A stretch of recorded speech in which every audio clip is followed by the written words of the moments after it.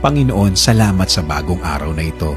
Salamat sa bagong pag-asa. Salamat sa pagbibigay lagi sa amin ng mga bagay dahil sa pagmamahal ninyo. Panginoon, gusto naming magpasalamat dahil binigyan mo kami ng kaibigan para makasama, makausap at makaramay sa kahit anong pangyayari sa aming mga buhay.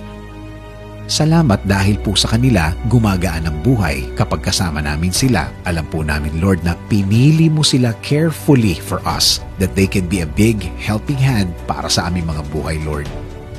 Dahil alam namin na kilala mo kami at kilala mo ang aming pagkatao. Thank you for showing this person to us. Alam mo, Panginoon, na kami magkakasundo sa maraming mga bagay. Thank you for making our friendship strong all throughout the years. And Lord, thank you for making this person godly.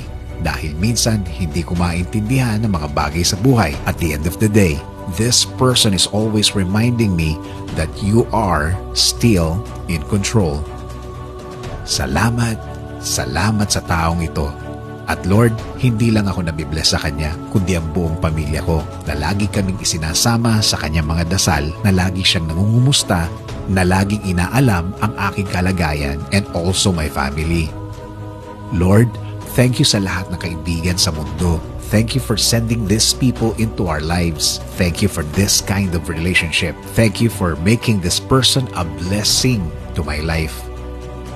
Lord, i-bless niyo po ang taong ito.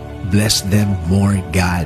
Alagaan niyo rin po siya at mahalin. Please continue to use them as a blessing to others because this person has a good heart.